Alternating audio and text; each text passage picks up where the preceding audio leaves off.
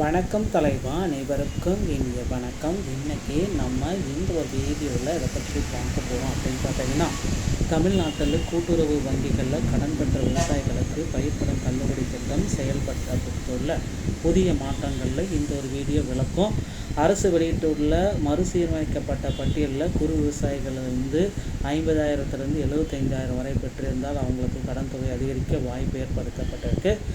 விகிதத்தில் குறைக்கப்பட்டு அதிகபட்சமாக 1,00,000 ரூபாய் வரை கடன் உள்ளவர்களுக்கு சலுகைகள் வந்திருக்கு.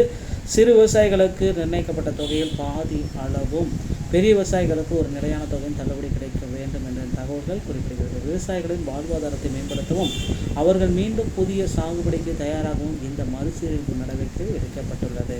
தகுதியுள்ள நபர்களின் பெயர் பட்டியல் அடங்கிய புதிய பட்டியல் கூடுதல் விவரங்கள் அனைத்தும் விரைவில் வெளியாகும் என்று எதிர்பார்க்கப்படுகிறதுங்க. விவசாய பயிர்க்கடன் திருத்தப்பட்ட வழிகாட்டுதல்கள் என்னென்ன, யாருக்கெல்லாம் இது விளக்குகிறது? கடுமையான நிபந்தனைகளுடன் தள்ளுபடி அறிவிப்பு வெளியானது. இதனால் பெரும்பாலான விவசாயிகளுக்கு எந்த விதமான பயனும் இல்லாமல் போனது.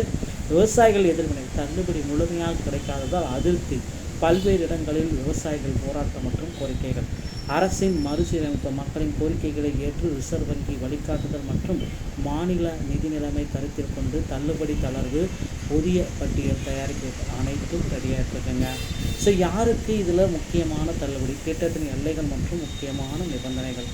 கூட்டுறவு வங்கிகளில் பெறப்பட்ட பயிர்க்கடன்களுக்கு மட்டுமே இது தள்ளுபடிக்கு உகந்த காலம். 10 மாத கால வரம்பு மே 1 முதல் 2025 முதல் பிப்ரவரி 28, 2026 வரை பெறப்பட்ட கடன். புதிய சாகுபடி எதிர்வரும் சாகுபடி காலத்தில் விவசாயிகள் எதிராக புதிய கடன்கள் பெற்று விவசாயத்தை தொடங்க வழிவகை செய்யப்படுகிறது. கூட்டுறவு வங்கிகளில் பெற்ற கடன்களுக்கு இது ரொம்ப முக்கியமாக அமையும். குறு விவசாயிகள் அதிகபட்ச தள்ளுபடி தொகையை பெறுவார்கள். சிறு விவசாயிகளுக்கு 50% தள்ளுபடி, பெரு விவசாயிகளுக்கு எந்த வகை தொகையாக இருந்தாலும் 5,000 தள்ளுபடி அப்படின்னு குறிப்பிட்டு சொல்லியிருக்காங்க. இது பார்த்திங்கன்னா மாற்றப்பட்ட அளவு அப்படின்னா லாஸ்ட் 75,000 வரை, 50,000ன்றது 75,000 வரை இப்போ மாற்றியிருக்காங்க. மீதி இருக்கிறவங்களுக்கு 35,000 வரை. அந்த 75,000 ரூபாய்க்கு மேலே கடன் வாங்கியிருந்தீங்கன்னா 1,00,000 வரைக்கும் 35,000 வரைக்கும் இந்த தள்ளுபடி அப்படின்றது உங்களுக்கு கிடைக்கும். இது மற்றும் சிறு மற்றும் குறு விவசாயிகளுக்கான அட்டவணை தான் நீங்கள் பார்த்துருக்கீங்க. பெரு விவசாயிகளுக்கு 5,000 ரூபாய் வரை தள்ளுபடி, நிலையான தள்ளுபடி அவங்களுக்கு கிடைக்கும். அடுத்து என்ன, மறுபட்டியலை எவ்வாறு சரிபார்ப்பது? புதிய பட்டியல் தளர்வுகள் அடிப்படையில் தற்பொழுது புதிய பயனாளிகள் பட்டியல் மறுபட்டியல் அரசால் தயாரிக்கப்பட்டு வருகிறது. திருத்தப்பட்ட இறுதி பட்டியல் உங்கள் பெயர் உள்ளதா என்பதை நீங்கள் விரைவில் எதிர்பார்க்க முடியுங்க. இதை பேஸ் பண்ணி தான் உங்கள் புதிய கடன்கள் எல்லாமே கொடுக்க போகிறாங்க. மறுபட்டியல் உங்கள் பெயர் உள்ளதா, அரசாங்கத்தின் திருத்த பட்டியல் பயனாளிகள் பெயர் தற்பொழுது வெளியாகும். விதிமுறைகளுக்கு உட்பட்டு உங்கள் கடன் தொகை தள்ளுபடி செய்யப்பட்டுள்ளதா என்பதை உறுதி செய்ய அதிகாரப்பூர்வமான பட்டியலை நீங்கள் சரிபார்க்கலாம். அடுத்தடுத்த வீடியோக்களில் நான் இதை பற்றி உங்களுக்கு கிளியராக எக்ஸ்பிளைன் பண்ண போகிறேன். விவசாய கடன் தள்ளுபடி யாருக்கெல்லாம் கிடைக்கும் அப்படின்னு பார்த்தீங்கன்னா அனைவருக்குமே கிடைக்கும். ஃபார்மர்ஸ் அனைவருமே இதை பயன்படுற வகையில் தான் தமிழக அரசு இதை வடிவமைச்சிருக்காங்க.